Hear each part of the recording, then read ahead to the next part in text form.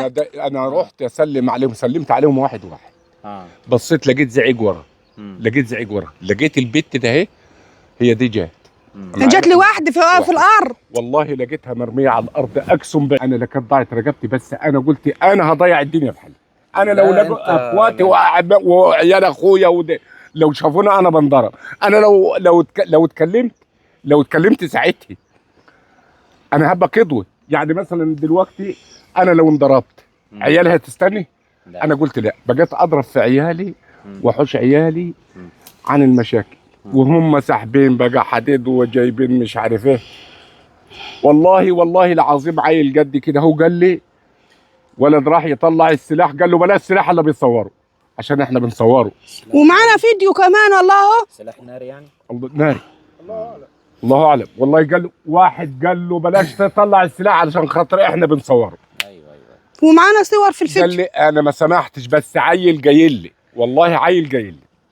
طيب جاي لي ما تطلعش سلاح، ما تطلعش السلاح الا ايه بيصوروا. طب اما لقى الخطه كلها جات. طب بتطلبوا الاستغاثه من مين، او عايزين مين يتدخل يحل مشكلتكم؟ احنا عايزين وزير الزراعه، عايزين وزير العدل، عايزين اي حد ينجدنا من اللي احنا فيه. احنا عايزين نوصل لرئيس الجمهوريه.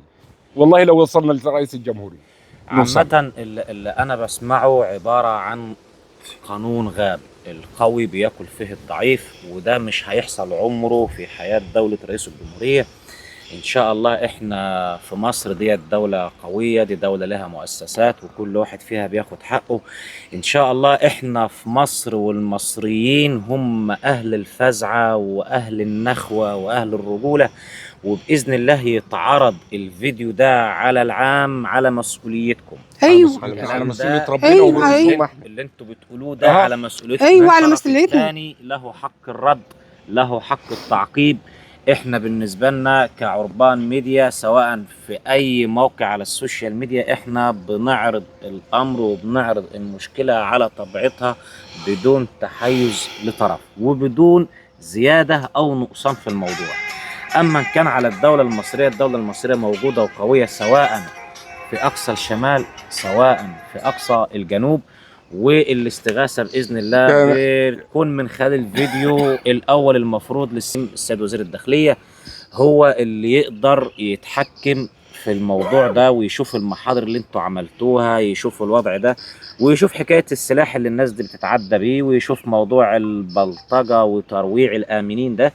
في نفس الوقت انتوا معاكم اوراقكم ومعاكم حاجتكم، مفيش بني ادم في الدنيا بحالها يقدر ينزعكم ملكيتكم، سواء الملكيه الرسميه او التوسعات الملحقه بها، لان اي توسع ملحق في ارض زراعيه او ارض مباني هو حق اصيل للمالك، ملوش علاقه ان هو معاه ورق به او معهوش. ولكن انتوا بتقولوا انتوا شاريين ودافعين فلوس. ايوه احنا شاريين ودافعين فلوس. طيب في ناس هنا شهود شاهدين على اللي حصل. ايوه ده المنطقه بحل. المنطقه بحل. احنا بقالنا شهر على كده، واكتر العالم كلها راحت له. اي واحد يقابلني يقول لي يا ابني انتوا مين اللي يجي لكم بناء عن ايه دي؟ يجي لكم بناء عن ايه دي؟ كل اللي يجي يقول ماليش حاجه. ايه جابوا هنا؟ طب لو عايزين نسمعوا شهود، في شهود موجوده حاليا؟ ادي واحد اثنين ادي جار همت وادي جار اهوت واهوت اي. طب تعالوا يا جماعه تعالوا يا جماعه نسالكم ايه الموضوع. طيب اتفضل يا سيد. تعالي يا سيد.